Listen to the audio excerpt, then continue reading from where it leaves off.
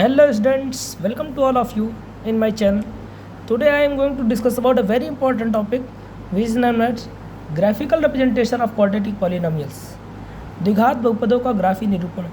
ये हालांकि एग्ज़ाम के दृष्टिकोण से बहुत इंपॉर्टेंट जानकारी तो नहीं है, बहुत इंपॉर्टेंट क्वेश्चन नहीं है, लेकिन ये जानकारी होना हर स्टूडेंट के लिए बहुत आवश्यक होना चाहिए कि वो बहुपदों का ग्राफी निरूपण कैसे करें।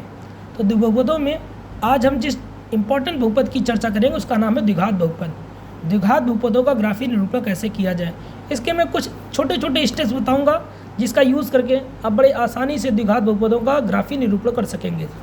स्टूडेंट्स, आपको दो चीज़ें चेक करनी है। पहली बात तो किसी भी द्विघात बहुपद का जो ग्राफिकल रिप्रेजेंटेशन होता है वो अपने आप में एक यू शेप ज्योमेट्री होती है जिसे हम बोलते हैं पैराबोला। ठीक है, अब ये दो प्रकार की हो सकती है, ये यू शेप ऊपर की ओर भी हो सकता है और नीचे की ओर भी। तो इसका हम लोग ग्राफी निरूपण कैसे करेंगे ये बताता है हमें। बेटा पहले चेक करना है कि हमारा ग्राफ जो है वो ऊपर की ओर बनेगा या नीचे की ओर। इसके लिए सबसे पहले हम लोग चेक करते हैं ए को।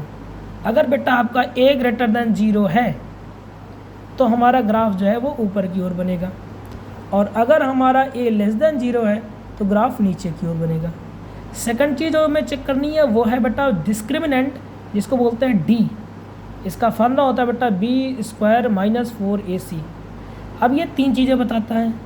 अगर इस क्वांटिटी की वैल्यू होगी बेटा 0 तो ये क्या करेगा, इस एक्स एक्सिस को एक पॉइंट पर टच करता हुआ ग्राफ बनेगा। अगर इसकी वैल्यू नॉन ज़ीरो होती है तो यहाँ पर ये दो कंडीशन देगा, या तो ये एक्सिस को 2 पॉइंट पर कट करता हुआ जाएगा, ये कंडीशन तब होगी जब d की वैल्यू ग्रेटर देन 0 हो, और या तो ये एक्स एक्सिस को कहीं ना तो टच करता है ना तो कट करता है, ऊपर की ओर कर जाता है। ऐसे में जब हम लोग बोलते हैं कि जो इसके रूट्स हैं इमेजिनरी हैं और इस ग्राफिकली ये एक्स एक्सिस को कहीं पे भी टच नहीं करता, और जब d ग्रेटर देन 0 हो तो हम लोग बोलते हैं कि इसके रूट्स जो हैं इसके वो बेटा रियल भी हैं एंड डिस्टिंक्ट भी हैं। तो हम कहेंगे कि ये ग्राफ 2 पॉइंट्स पर कट करता हुआ जाएगा, एक को अल्फा एक को बीटा बोलते हैं। और अगर ग्राफ में d की वैल्यू 0 आ गई तो ये ग्राफ एक्स एक्सिस को टच करता हुआ जाएगा, और जिस पॉइंट पर टच करेगा वही अल्फा वही बीटा होगा, और अल्फा बीटा इसके रूट्स या इसके सॉल्यूशन हुआ करते हैं। जैसे बेटा मैं एक एग्जांपल लेकर आपको दिखाता हूँ, एग्जांपल खुद ब खुद बताएगा कि आपका ग्राफ कैसा बनने वाला है। मान के चलिए मेरा px बराबर बन रहा है x² - 5x + 6। तो गारंटीड है कि हमारे पास यहाँ पर जो a की वैल्यू आपको दिख रही है वो 1, a = 1 which is greater than 0। इसका मतलब ये कंफर्म हो गया कि ग्राफ ऊपर की ओर बनने वाला है। एंड सेकंड थिंग इज़ कि जो d है, d हमें निकालना पड़ेगा बेटा। d की वैल्यू होगी b² - 4ac। यहाँ पर a की वैल्यू 1 है, b की वैल्यू -5, c की वैल्यू 6।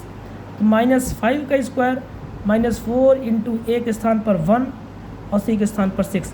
-5 का स्क्वायर बेटा आ जाएगा 25, -4 1 = 4 6 = 24, तो 25 - 24 विच इज़ इक्वल टू 1। 1 का मतलब है d की वैल्यू 0 से बड़ी हो गई। अब इसमें आप चेक करें, ये कंडीशन तीनों में जो कंडीशन दिख रही है वो हमें ये वाली दिख रही है। इसका मतलब यहाँ पर बेटा जो d की वैल्यू आ रही है वो ग्रेटर देन 0। इसका मतलब ये एक्स एक्सिस को 2 पॉइंट पर कट करता हुआ जाएगा और ऊपर की ओर बनेगा क्योंकि ये ग्रेटर देन 0 है। तो अगर ये तो इसके वैल्यूज़ d की वैल्यू आ गई बेटा 1। अब अगर हमें एक्चुअली रूट चाहिए कहाँ कहाँ ये कट करता है, तो आपने क्लास 10th में एक चैप्टर पढ़ा होगा, एक टॉपिक पढ़ा होगा, किस टाइप के इक्वेशंस हमारे पास होते हैं। इस टाइप के इक्वेशंस इसको सॉल्व करने का हमारे पास फार्मूला होता है बेटा। वो फार्मूला होता है x = -b ± कर डी में b² - 4ac / 2a। तो इस क्वांटिटी को ही हमने निकाला बेटा। इसके स्थान पर जो वैल्यू आई है 1, सारी वैल्यूज़ रख देते हैं। तो -b -5 ± 1 / 2 1 = 2, 2 इंटू a की वैल्यू 1 है, तो बेटा ये हो जाएगा 5 ± 1/2।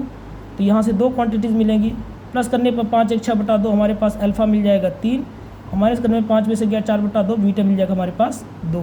इसका मतलब ये ग्राफ क्या करेगा, एक्स एक्सिस को 2 और 3 दो बिंदु पर कट करता हुआ ऊपर की ओर बनेगा। यानी अब मैं फाइनली अगर आप अपना ग्राफ बनाना चाहूँ, देखो मेरा ग्राफ क्या बन करके आता है। हमारा ग्राफ ऊपर की ओर बनेगा 2 पॉइंट पर कट करता हुआ 2 और 3 पर। तो 2 और 3 पर कट करता हुआ बेटा हमारा ग्राफ जो बनने वाला है वो कुछ इस कदर मिलने वाला है, ऐसे।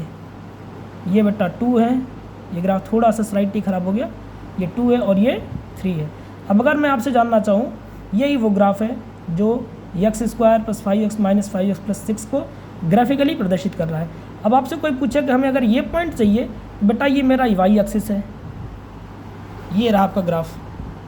शायद ग्राफ आपको दिखा नहीं, क्षमा चाहता हूँ, अभी आपको ग्राफ दिखेगा।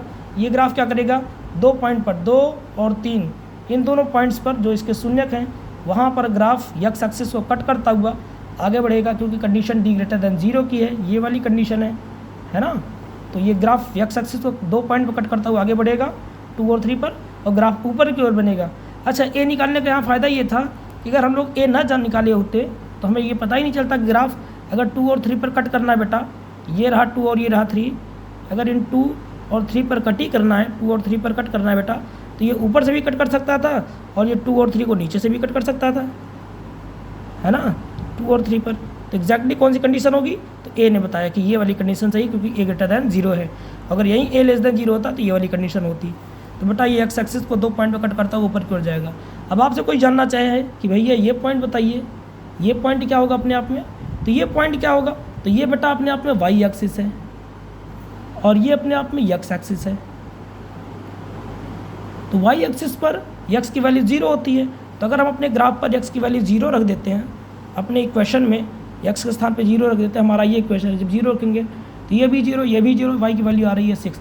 इसका मतलब ये जो पॉइंट होगा, ये जो पॉइंट आने वाला, ये पॉइंट आने वाला 0,6। अच्छा, आप देख भी सकते हैं कि y की वैल्यू पॉजिटिव होनी चाहिए, क्योंकि ये पॉजिटिव डायरेक्शन में x एक्सिस को कट कर रही है।